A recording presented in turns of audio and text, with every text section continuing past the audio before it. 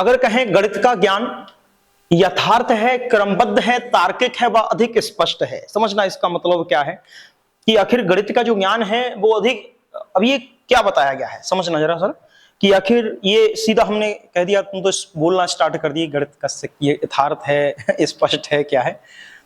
तो ये गणित के शिक्षण के कुछ टॉपिक हैं, या यूं कहें ये बता रहे हैं यहां पर कि गणित है क्या, गणित कहते किसे हैं, आप जिस विषय को पढ़ रहे हैं वो गणित क्या है।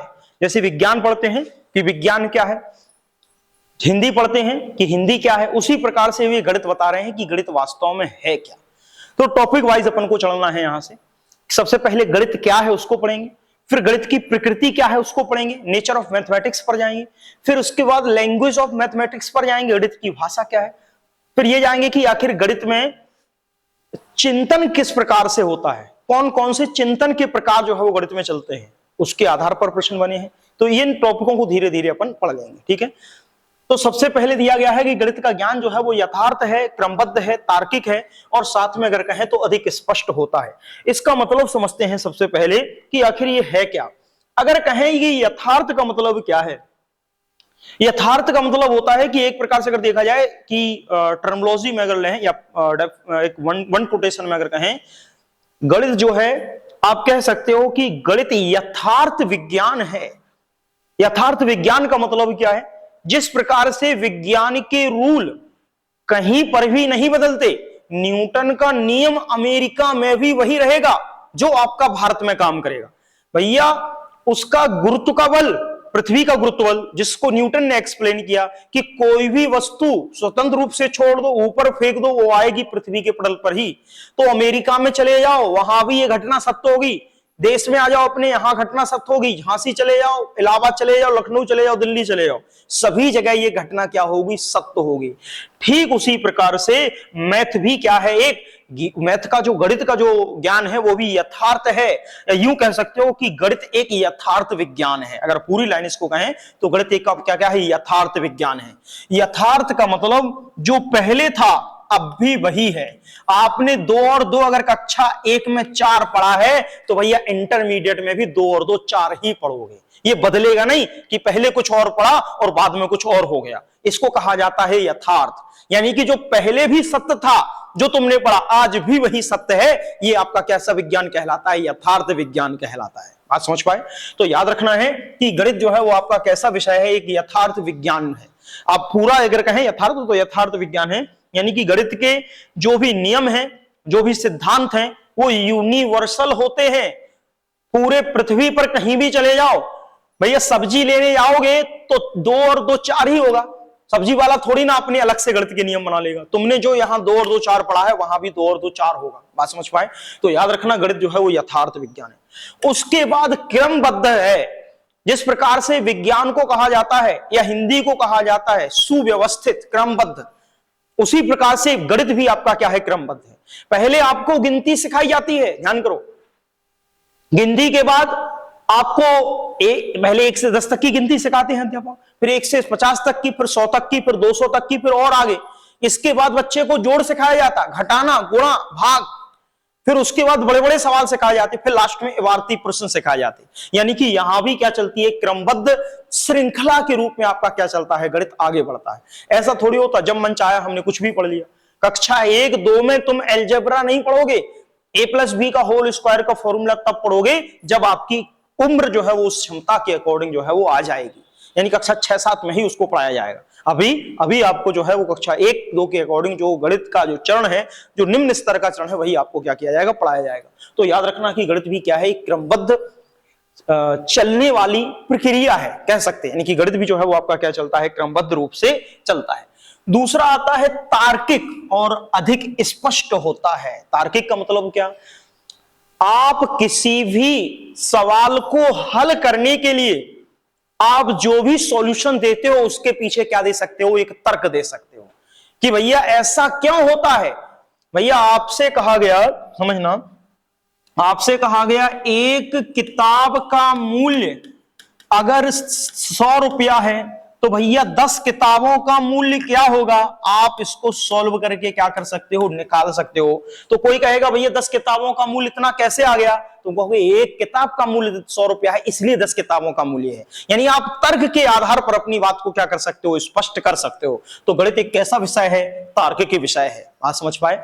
अभी आगे चलेंगे। तार्किक तो बहुत इंपॉर्टेंट है गणित में, क्योंकि सबसे ज्यादा मुख्य रूप से बच्चों के अंदर, मुख्य रूप से गणित का उद्देश्य यही है कि बच्चे के अंदर सोच का गणितीयकरण करना। यानी कि जो बच्चे हैं भिन्न भिन्न प्रकार की सोच को क्या कर सकें, विकसित कर सकें, उन बच्चे की सोच का गणितीयकरण करना ही गणित का मुख्य उद्देश्य जो है वो आपका आता है।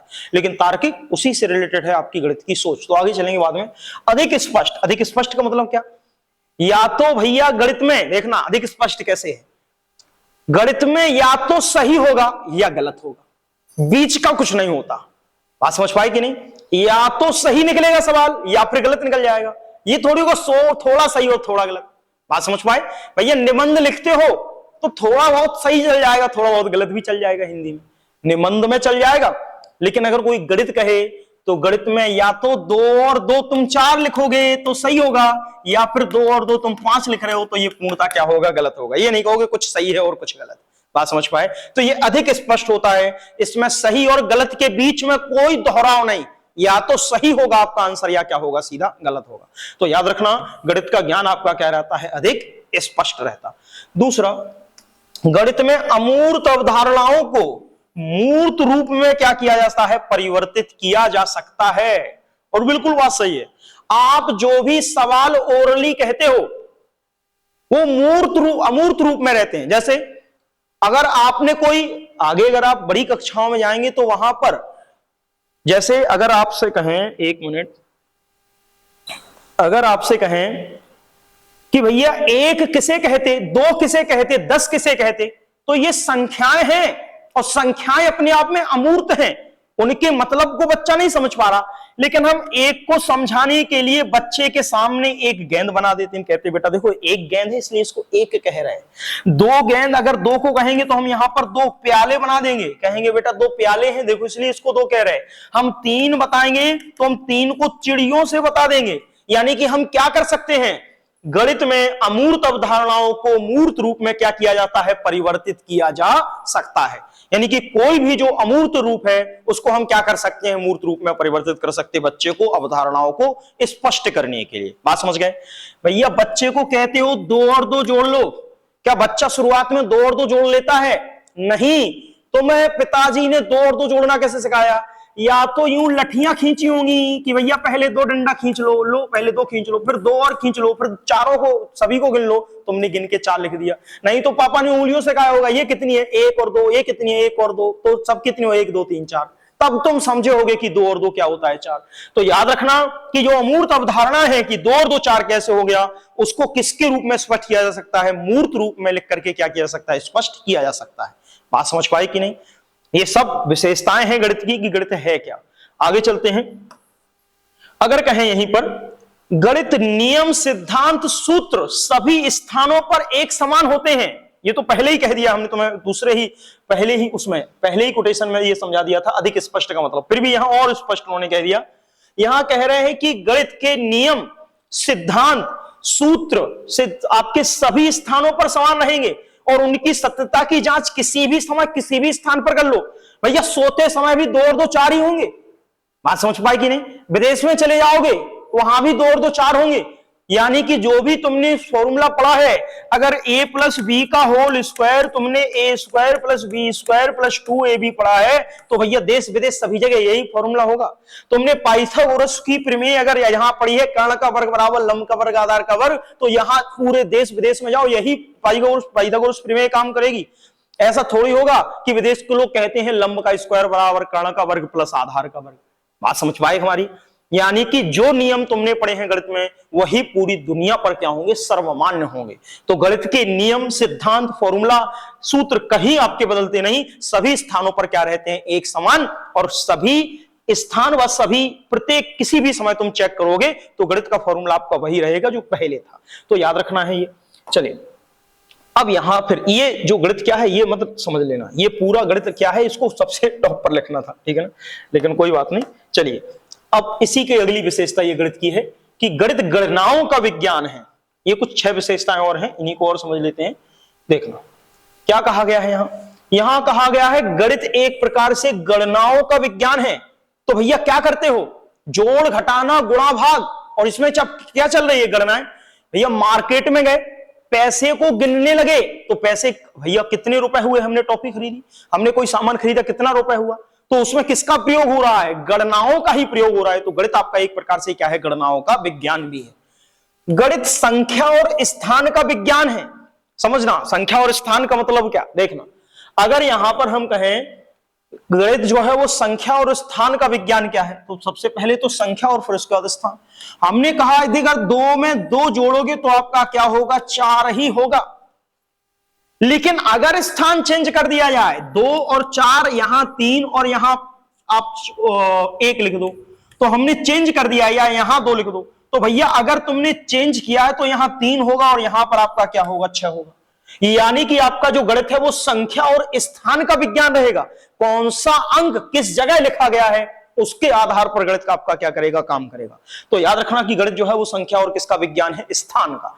जैसे अगर आप कहीं पर कोई भी जोड़ कर रहे हो, कोई भी घटाना कर रहे हो, कोई भी गुणा कर रहे हो, कोई भी भाग कर रहे हो, अगर तुमने एकाध ही शब्द का क्रम इधर उधर बदल दिया, या एकाध संख्या ही तुमने गलत पढ़ ली, अगर तुम कहीं 2 को 3 पढ़ गए, 6 को 9 पढ़ गए, तो तुम्हारा उत्तर भी क्या होगा, गलत होगा। तो यहां पर उत्तर सही रखने के लिए गणित में संख्या और स्थान दोनों का होना जरूरी है, तभी उसको क्या माना जाएगा, इसको गणित का हम विज्ञान कहेंगे। यानी कि ये विशेषताएं हैं गणित की, कि गणित में 2 चीजें जरूर होनी चाहिए। एक तो संख्या, कि जिस संख्या को गणित में 4 माना गया है, आप उसको 4 ही पढ़ रहे हो, उसका स्थान जिस जगह पर जोड़ा गया है उसको वही स्थान मान रहे हो, तो फिर वो आपका आंसर जो है वो सही देगा गणित। यानी कि गणित जो है वो संख्या और स्थान का भी क्या है, विज्ञान है। आगे देखते हैं सर, इसमें कहा गया है गणित, देखो मापन, मानक और दिशा का क्या है, विज्ञान है। समझना, सबसे पहले मापन, भैया कोई भी वस्तु किसमें मापते हो, 2 मीटर कपड़ा, 2 लीटर दूध, बात समझ पाई कि नहीं। यानी कि एक प्रकार से गणित जो है वो मापन का विज्ञान है।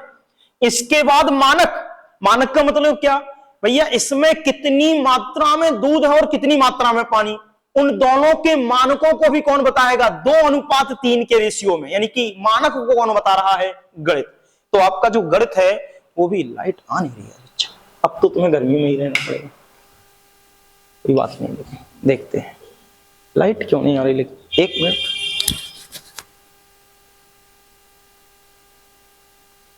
क्या हुआ, ये खुला है, ये खुलना है, सही बात है, पर्दे लगे क्या मतलब।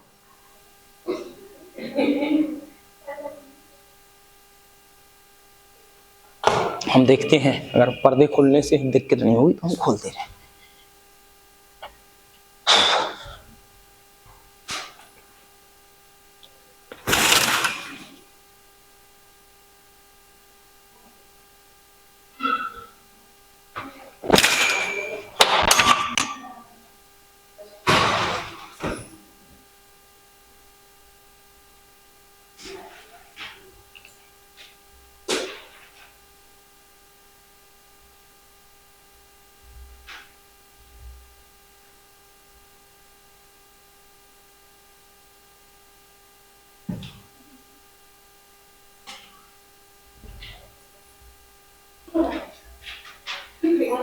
चलिए चल जाएगा काम, कोई नहीं। सुनना, देखना, गणित जो है वो मापन, मानक और दिशा का विज्ञान है। समझना, आगे चलते हैं थोड़ा, देखना, समझ में कुछ आ रहा कि नहीं आ रहा।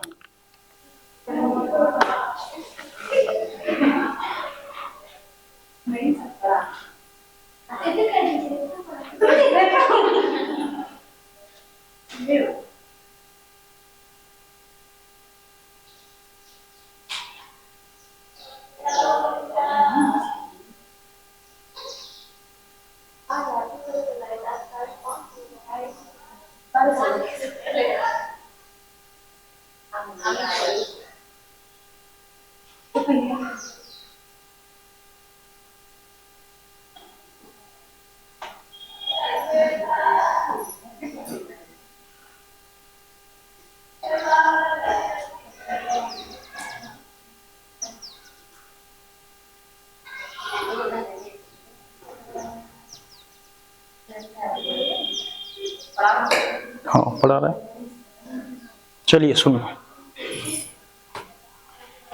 अगर कहें तो यहां पर कहा है कि गणित जो है वो मापन, मानक और साथ में दिशा का भी विज्ञान है। जैसे समझना, जब आप वेक्टर एनालिसिस पर जाते हो तो वहां पर जो है वो गणित, जैसे अगर आप कहें कि गणित, तो गणित के नियम वहां पर वेक्टर एनालिसिस के माध्यम से किसको बताते हैं, दिशा को भी बताते हैं। तो यहां पर आपको याद रखना है कि गणित जो है वो मापन का भी है, मानक का भी है और किसका विज्ञान है, दिशा का भी विज्ञान है। आगे चलते हैं। इसके बाद गणित जो है वो तार्किक विचारों का विज्ञान है। गणित आगमनात्मक एवं प्रयोगात्मक विज्ञान है। गणित विज्ञान का अमूर्त रूप है। ये सारे कथन लगभग सही है। क्यों, यहां देखना, गणित तार्किक विचारों का विज्ञान है। अगर गणित में आप कोई सवाल हल कर रहे हो, हमने आपको बताया भी है कि अगर एक पुस्तक का मूल्य आपको दिया गया है कि भैया एक पुस्तक का मूल्य आपके पास अगर 100 रुपया है और 10 किताबों का मूल्य आपसे पूछा जाए तो आप उसका आंसर दे देते हो कि 10 पुस्तकों का मूल्य कितना होगा, 1000 रुपया होगा। तो अगर कोई कहेगा कि भाई 10 किताबों का मूल्य 1000 क्यों है, आपके पास जवाब है कि एक किताब का मूल्य 100 है, इसलिए 10 किताबों का मूल्य इतना है। यानी कि आप क्या कर रहे हो, किसी भी हल को देने के बाद उसका तर्क क्या कर सकते हो, आप दे सकते हो। तो इसको हम क्या कहते हैं, गणित जो है वो तार्किक विचारों का विज्ञान है। फिर अगर कहें आगमनात्मक व प्रयोगात्मक विज्ञान भी किसको कहा गया है, गणित को कहा गया है। आगमनात्मक का मतलब क्या, अगर आप देखें तो जरूरी नहीं, प्राइमरी लेवल पर अगर देखें तो जरूरी नहीं कि आप सीधा सीधा बच्चे को फॉर्मूला बता दें।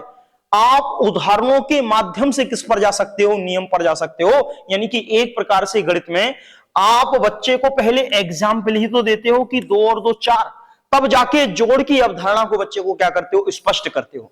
तो गणित जो है वो किस प्रकार का विज्ञान है, आगमनात्मक विज्ञान है। प्रयोगात्मक विज्ञान भी है। तुमने जो गणित सीखा है कक्षा में अप्लाई करो, बाजार में जाके अप्लाई करो, दूध वाले के पास दूध लेने आ रहे वहां अप्लाई करो, कहीं भी अप्लाई कर लो। यानी कि 2 लीटर तुमने सीखा है कि 2 लीटर का मतलब क्या है, तो वो 2 लीटर दे रहा अथवा नहीं दे रहा। 1 मीटर कपड़ा लेने गए तो 1 मीटर कपड़े का प्रयोग कर रहा नहीं, यानी कि ये प्रयोगात्मक विज्ञान के अंतर्गत भी आता है। फिर कहें गणित विज्ञान का अमूर्त रूप है, तो एक प्रकार से देखा जाए तो गणित विज्ञान का अमूर्त रूप ही तो है। यानी कि जो चीजें विज्ञान में या किसी भी जगह जो चीजें कही गई हैं वो अमूर्त रूप में ही गणित में दिखाई जाती हैं, लेकिन हम उनको मूर्त रूप में प्रदर्शित करने के लिए क्या लेते हैं, अन्य चीजों का क्या करते हैं, सहारा लेते हैं या संदर्भ जोड़ते हैं। जैसे अभी हमने आपको बताया था कि अगर 2 और 2 हमको जोड़ना है, हम कैसे कहेंगे कि 4 है, तो बच्चे को समझ में नहीं आएगा। लेकिन जब हम उसको 2 तीलियां, बच्चे को समझाने के लिए 2 बालक खड़े कर सकते, 2 तीलियां ले सकते कि 2 तीलियां ले ली और फिर 2 तीलियों को शामिल कर दिया तो बच्चा कहेगा 4 हो गए। हम कहें 2 4 तीलियां थी, हमने 1 तीली उठा ली, अब बताओ कितनी तीलियां बची, बच्चा उनको गिन के बता देगा ये 3 तीली है। यानी कि इसको एक प्रकार से जो अमूर्त रूप है, तो विज्ञान का ही तो अमूर्त रूप है, लेकिन हम इसको समझने के लिए क्या करते हैं, मूर्त रूप का क्या लेते हैं, सहारा लेते हैं।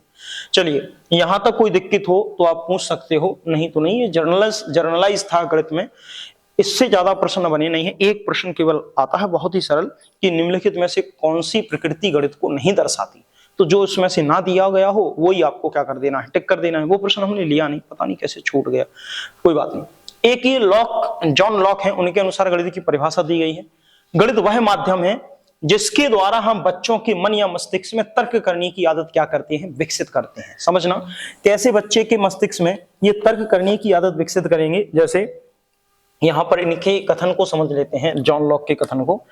हमने यहां पर कहा, जैसे आपसे कहें कि भैया 5 पेन दिए गए हैं, ये 5 पेन का मूल्य अगर कहे कि 5 पेन जो है उनका मूल्य दिया गया है और उनका मूल्य कितना दिया गया है, 50 रुपए दिया गया है, तो फिर बताओ 10 पेन का मूल्य कितना होगा या 1 पेन का मूल्य कितना होगा। तो यहाँ 5 पेन का मूल्य 10 है और हम कहें कि भैया 10 पेन का मूल्य कितना होगा, ये आपको क्या करना है, यहाँ पर बताना है। ये तो बताना है। तो बच्चा जब 5 पेन का मूल्य ऑलरेडी दिया है और 10 पेन का मूल्य निकालने जाएगा तो 2 तरीकों से क्या कर सकता है, हो सकता है सवाल को हल करे। पहला तरीका, यहाँ पर आप भी जानते हो कि 5 पेन का मूल्य वो कहेगा कि 50 रुपया है, तो 1 पेन का मूल्य कितना होगा, तो वो कहेगा 50 में हम क्या कर देंगे, 5 का भाग दे देंगे, तो यहाँ से 1 पेन का मूल्य जो है वो हम निकाल लेंगे। अगर 1 पेन का मूल्य आ गया है तो हम 10 पेनों का मूल्य भी यहाँ पर लिख देंगे कि 10 पेनों का मूल्य कितना होगा, आपका लगभग 100 रुपए जो है वो आ जाएगा। बात समझ।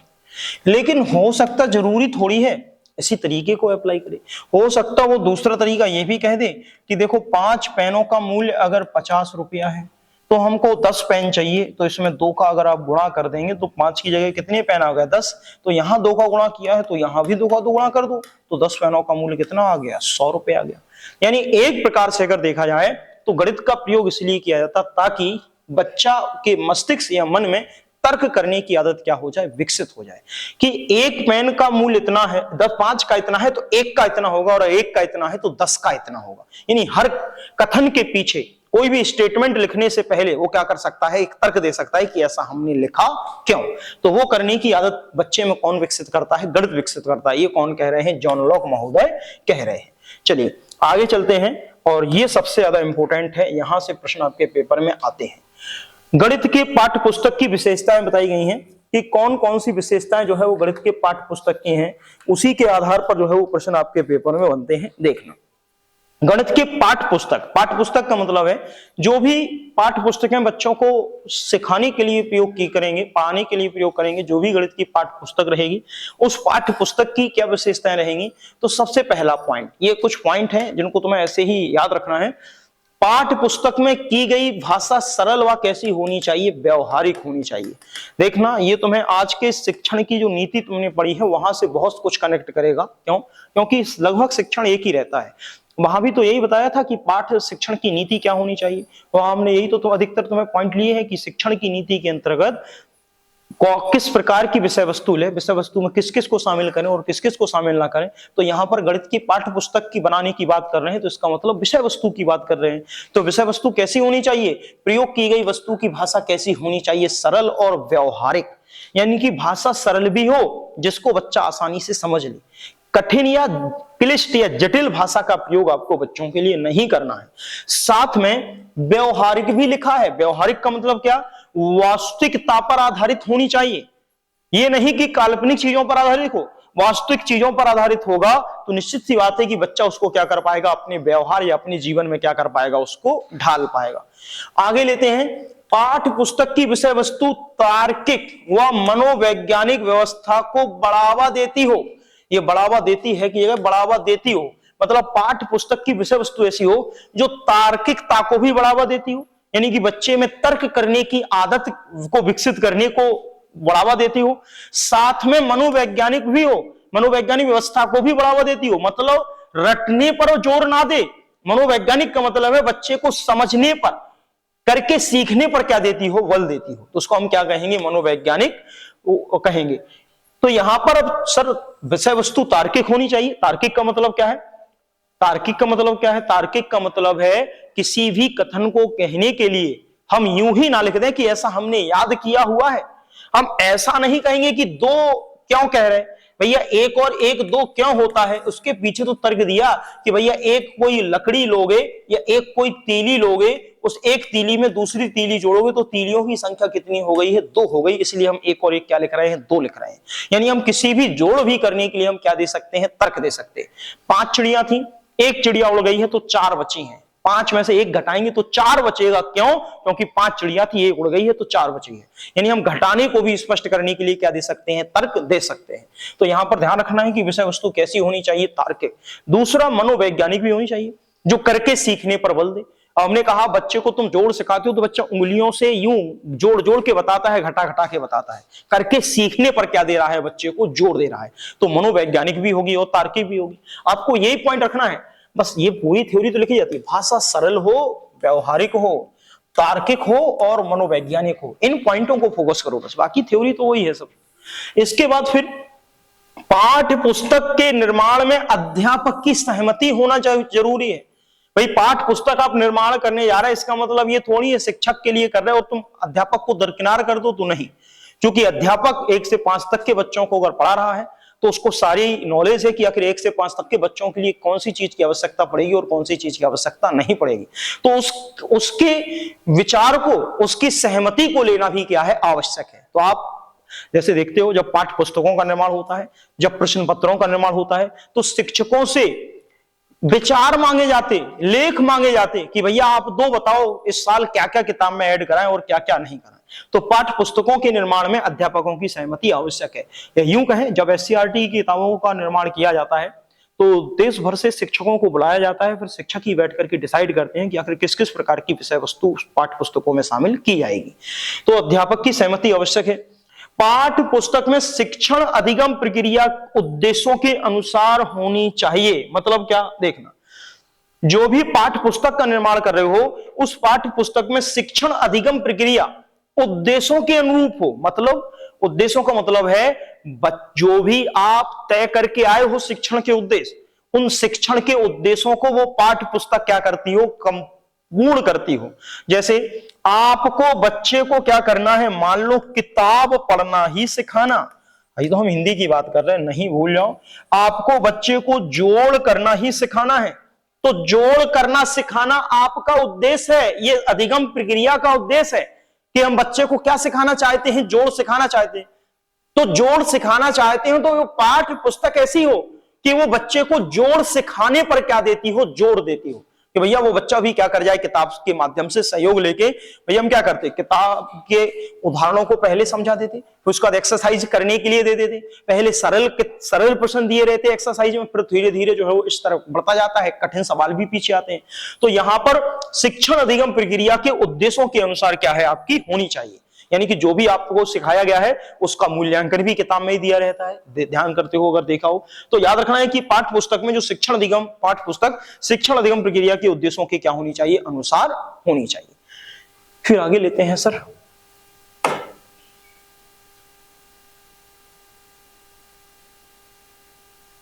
देखना,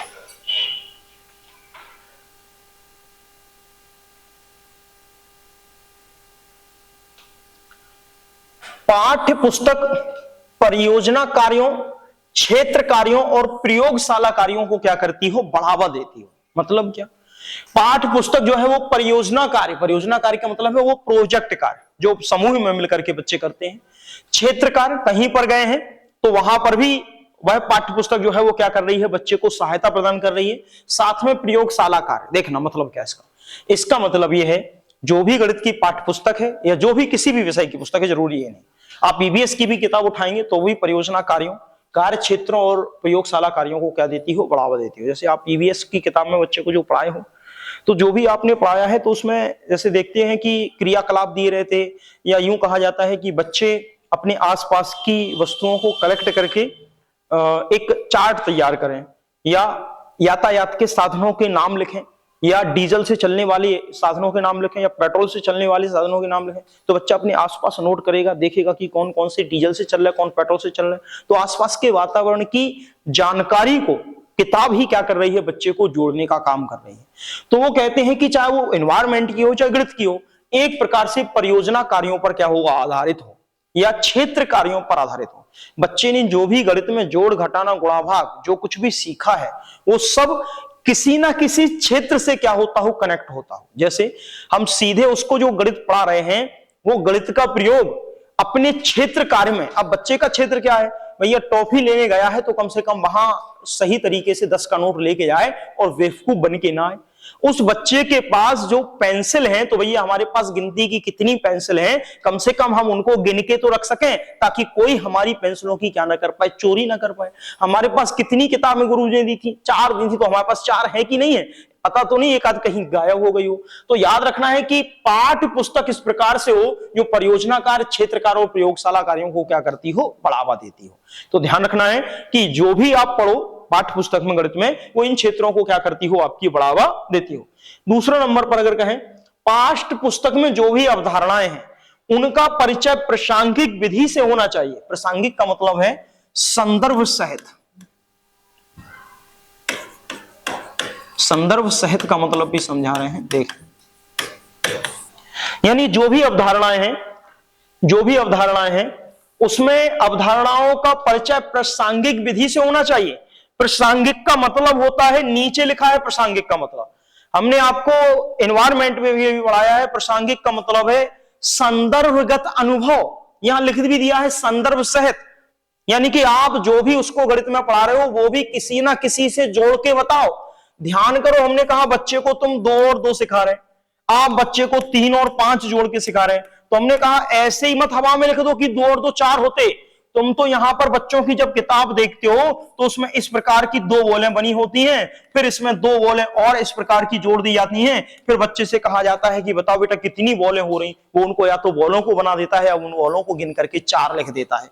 यहां पर फिर आपकी 3 इस प्रकार से चिड़िया बनी होती हैं, फिर इनमें 5 चिड़िया इस प्रकार से जोड़ दी जाती हैं, फिर बच्चे से कहा जाता है बताओ बेटा कितनी चिड़िया हो रही है, वो बच्चा कहता है 5 चिड़िया हो रही है।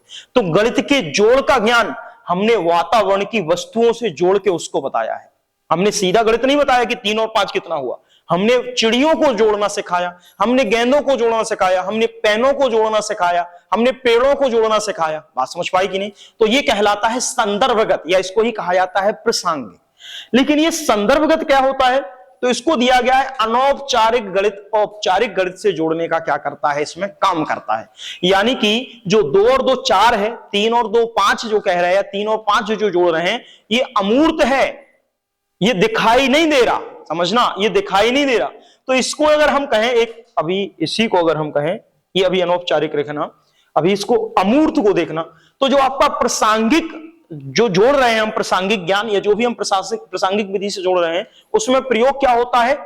अमूर्त जो ज्ञान होता है उसको हम मूर्त विधि से क्या कर देते हैं? स्पष्ट कर देते हैं। लेकिन इसके बाद यहां लिखा है, पहले ये बताओ ये यहां तक लाइन क्लियर हुई कि नहीं? हमने इसमें जोड़ दिया, अभी इसको बाद में समझा रहे हैं।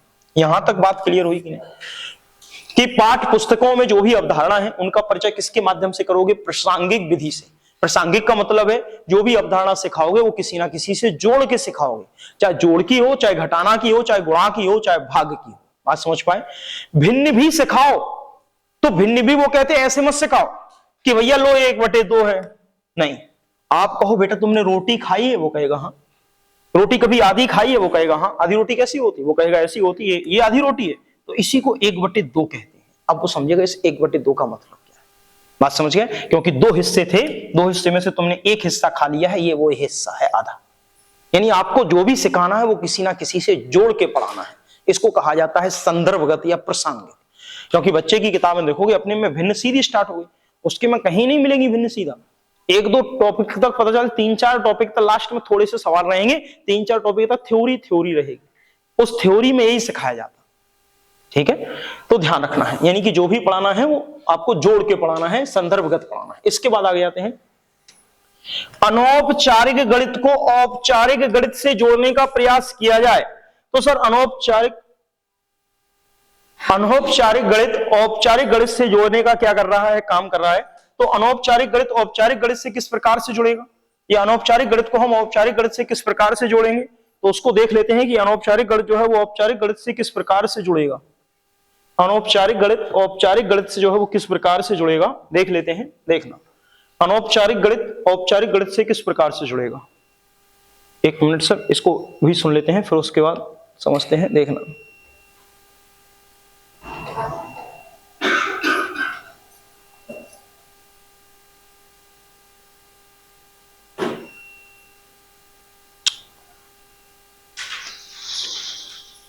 आपको बच्चों को पढ़ाना है गिनती, बच्चों को सिखाना है जोड़, बच्चों को सिखाना है घटाना। तो बच्चों को जो जोड़ तुम्हें सिखाना है, जो घटाना तुम्हें सिखाना है, जो भी आपको गिनती सिखानी है, ये तुम किससे सिखाओ? ये औपचारिक गणित है, जोड़ घटाना गुणा भाग। ये किससे सिखाओ? वो कहते हैं ये सिखाओ तुम औपचारिक गणित से। औपचारिक गणित मतलब क्या? उसने आसपास में चिड़ियों को देखा है और खूब गिना है, उसने आसपास में आमों को देखा है कि मैंने 2 आम खाए थे, 3 आम खाए थे, 4 आम खाए थे, उनको वो अच्छे से जानता है। तो उनके माध्यम से, अनौपचारिक माध्यम से किसको जोड़ने का प्रयास करो? औपचारिक गणित को जोड़ने का क्या करो? प्रयास करो। यहां पर भी एग्जाम्पल ये वही है, इसको हम संदर्भगत भी कहेंगे। इसी को और ऑप्शन करके जरूर साथ में लिख दे, लेकिन उस और का मतलब यही है कि अनौपचारिक को हम औपचारिक गणित से क्या करते हैं? जोड़ने का प्रयास करते हैं। अनौपचारिक का मतलब जो बच्चे ने अपने आसपास के वातावरण में देखा है, घर के वातावरण में उसने रोज आम खाए हैं, तो तुम कहो बेटा तुम कितने आम खा लेते हो, कितनी रोटी खा लेते हो? वो कहेगा 2 खा लेते। तो तुमने 2 रोटी खाई है, ये 2 वो ही है। तो 2-2 रोटी तुम सुबह शाम 2 रोटी सुबह खाई, 2 शाम तक 3 ही खाई, दिन भर में कहे 4 खाई। तो ये वही 2 और 2 है जो 4 हो रहे हैं। बात समझ पाए? यानी कि औपचारिक गणित को किससे जोड़ने का प्रयास किया है? हमने अनौपचारिक गणित से जोड़ने का प्रयास किया। ठीक है, ये बात समझ पा रहे कि नहीं? ठीक है, आगे चलना सर। ये बंद हो जाएगा किसी भी समय, है ना। 1 मिनट, 1 मिनट जरा हम देख के आते हैं। तुम लोग बैठना ही है। 1 मिनट।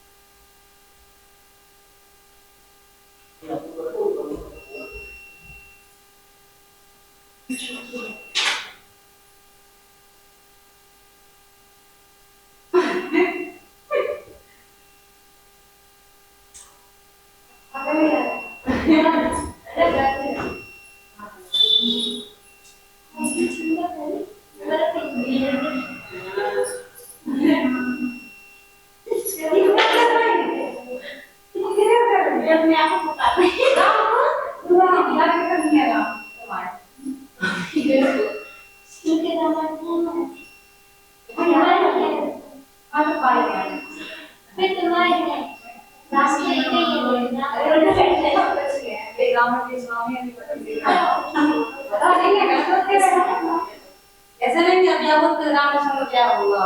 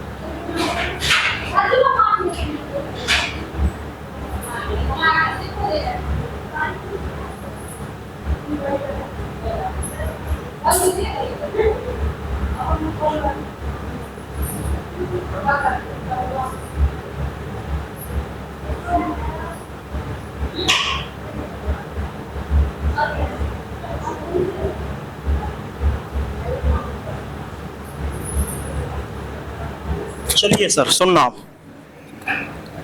हाँ चला लो, वो भी चला लो। हम भूल गए थे।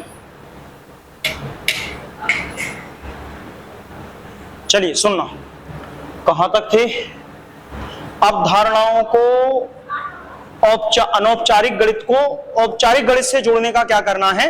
प्रयास करना है, यानी कि प्रयास किया जाए, ऐसी पाठ्य पुस्तक होनी चाहिए। फिर इसके बाद कहा गया है कि पाठ्य पुस्तक में दी गई अवधारणा, ये तो पहले भी कह दिए हैं कि पाठ्य पुस्तक में दी गई अवधारणा बालक के मानसिक स्तर के अनुसार होनी चाहिए। यानी कि कक्षा 1 का बालक है तो 1 के मानसिक स्तर के अनुसार, कक्षा 5 का बालक है तो 5 के मानसिक स्तर के अनुसार। आप हाई स्कूल की पाइथागोरस प्रमेय, 9 की पाइथागोरस प्रमेय कक्षा 5 में थोड़ी ना पढ़ाने लगोगे।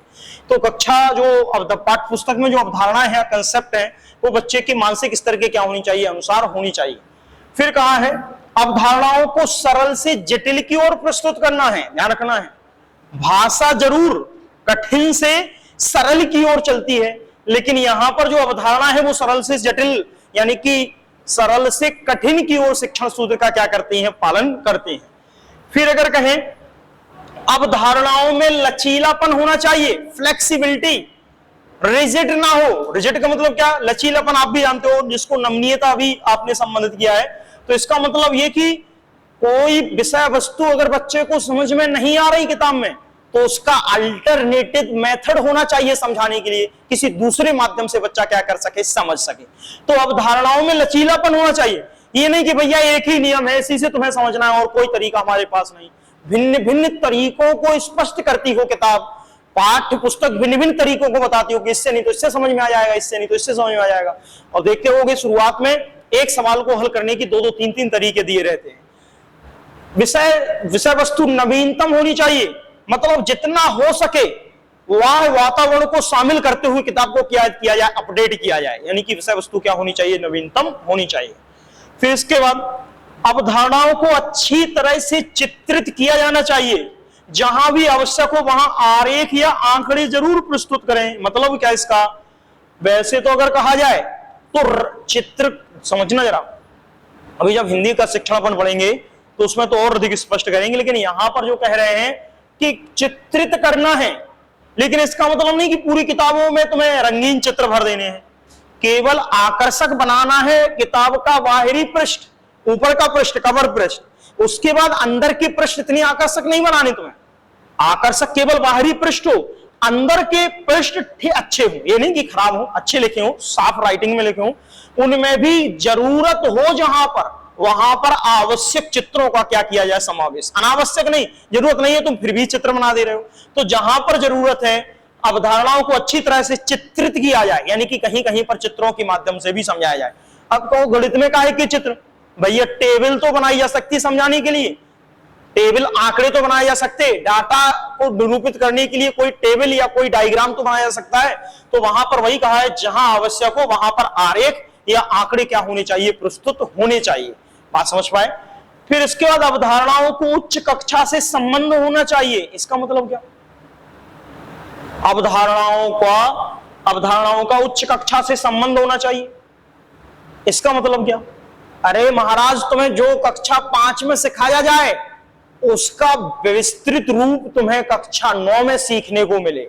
यानी जो भी अवधारणा तुम्हें निचले स्तर पर सिखाई जा रही, उसका संबंध कहां होना चाहिए? उच्च कक्षाओं में, ताकि बच्चे को जो पूर्व में ज्ञान अर्जित किया है उसका बाद में जाके क्या कर सके? उपयोग कर सके। तो याद रखना, अवधारणाओं का उच्च कक्षा से संबंध होना चाहिए। ऐसी अवधारणाएं आपकी कक्षा पाठ्य पुस्तक में क्या होनी चाहिए? शामिल होनी चाहिए। अवधारणाओं को श्रेणीबद्ध तरीके से, पहले किताब में जोड़ सिखाया जाता, उसके पहले संख्याओं का ज्ञान, फिर उसके बाद स्थानीय मान, जातीय मान, फिर वो उसको शब्दों में लिखना, हिंदी में लिखना। अब जब बच्चा शब्द बोल लेगा, हिंदी में लिख लेगा, शब्दों में अंकों में लिख लेगा, फिर उसके जोड़ घटाना और गुणा भाग सिखाए जाते हैं। तो यानी कि उनका श्रेणीबद्ध क्रम रहता है कि कब क्या चीज बच्चे को गणित में सिखानी है। समस्या वास्तविक जीवन की जरूरत से संबंधित होनी चाहिए, यानी कि वास्तविक जीवन की जरूरत से संबंधित हो। अगर इबारती प्रश्न भी लिखे गए हैं तो इबारती प्रश्न के माध्यम से भी उसके आसपास की चीजों को क्या करना चाहिए, जोड़ना चाहिए। तो याद रखना है कि समस्या वास्तविक जीवन की जरूरतों से क्या होनी चाहिए, संबंधित होनी चाहिए। अब इसी के आधार पर यह प्रश्न है, तो तुम बताओ कि क्या इसका आंसर सही होगा। दिया गया है कि अच्छा सीधा ही दिख रहा चौथा, इसलिए कह दिया। निम्नलिखित में से कौन सी प्राथमिक स्तर पर गणित की पाठ्य पुस्तकों की विशेषता नहीं होनी चाहिए। तो क्या दिया गया है कि नहीं होनी चाहिए। तो सबसे पहला दिया है अवधारणाओं का उच्च कक्षाओं से संबंध होना चाहिए, क्योंकि निम्न से उच्च कक्षाओं को क्या करती हो, ये कनेक्ट करती हो। अवधारणा का प्रस्तुतिकरण जहां तक संभव हो प्रासंगिक विधि से किया जाना चाहिए, मतलब किसी ना किसी माध्यम से जोड़ के बच्चे को पढ़ाना चाहिए। अवधारणा का प्रस्तुतिकरण पदानुक्रमित रीति, एक श्रेणीबद्ध सिस्टमेटिक, जोड़ घटाना गुणा भाग, इस रूप में प्रस्तुत किया जाए। तो ये तीनों आपके सही तो हैं। तो अवधारणा का प्रस्तुत जटिल से सरल नहीं, सरल से जटिल की ओर, तो यही गलत है। तो यही हमारा क्या होगा, आंसर होगा। सरल है, कोई दिक्कत नहीं है, आप कर लोगे आराम से।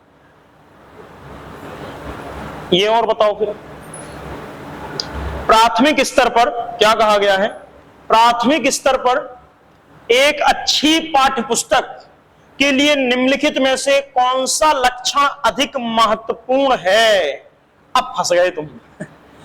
कौन सा शिक्षण जो है वो अधिक महत्वपूर्ण है। देखना क्या लिखा है, अवधारणाओं का संदर्भों के साथ परिचय देना। हाँ बिल्कुल, अवधारणाओं को तुम्हें संदर्भों से जोड़ के बताओ, अच्छी बात है, ये ऑप्शन हो सकता है।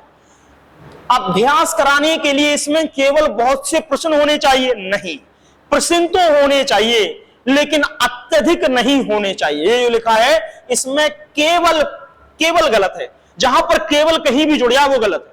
बात समझ गए। इन केवल किसको बताता है, नकारात्मकता को बताता है।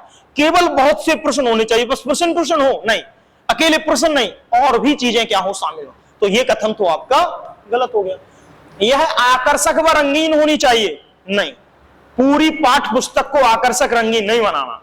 पर बच्चा पढ़ेगा क्या, उसको देखता ही रहेगा चित्रों को, तो इतना भी आकर्षक नहीं बनाना। बाह्य आवरण आकर्षक बनाना है, लेकिन इसका मतलब ये नहीं कि अंदर की किताब आकर्षक बनानी।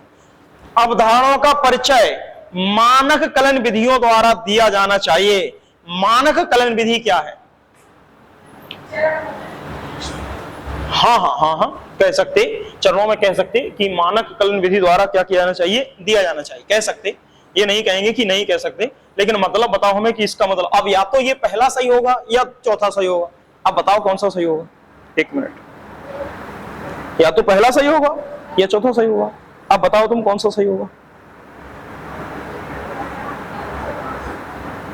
पहला होगा तो क्यों, और चौथा नहीं होगा तो क्यों नहीं।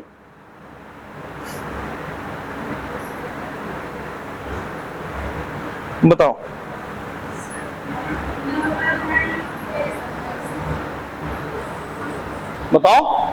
तुक्का मत लगाया करो, बस यही तो अच्छी बात नहीं लगती। इतना समझाए हैं तुम्हें तो तुक्का लगा रहे हो कि नहीं पहला होगा। हमने कहा या तो ये सही होगा या ये सही होगा। अब क्यों सही होगा भाई। मानक कलन विधियों का मतलब क्या है। मानक का मतलब है स्टैंडर्ड रूल फिक्स कर दिए कि भैया a+b का होल स्क्वायर, तो इसी फॉर्मूले से आंसर निकलेगा, कोई दूसरा फॉर्मूला नहीं है। तो भैया ये तो याद करने पर जोर दे रहा है, रटने पर जोर दे रहा है। बात समझ पाए। तो ये आंसर नहीं होगा, यानी कि ये भी गलत हो गया। तो बस केवल यही तो सही निकला, ठीक है ना। तो ये जो भी तुम पढ़ो उसके पीछे ये सवाल है। अब किताब में जो आए हैं उनके ढूंढ के तुम्हें सवालों को हल करना है, ठीक है, तब जाके काम होगा, ऐसे नहीं। या तुम एक साथ लगाना स्टार्ट करो, जो आ जाए उसको टिक लगा दो कि देखो ये हो गया, जो नहीं हुआ उसको पेंडिंग पढ़ दो। चलिए हाँ, आप कहो तो इसको और पढ़ लें, और कहो तो रुक जाएं। बोलो जल्दी, रुक जाएं, रुक जाएं। वो शिक्षण पढ़ लें थोड़ा। अरे साइकोलॉजी नहीं पढ़नी है ना, वो पढ़ लेते हैं, इसको वहीं रोक लेते हैं।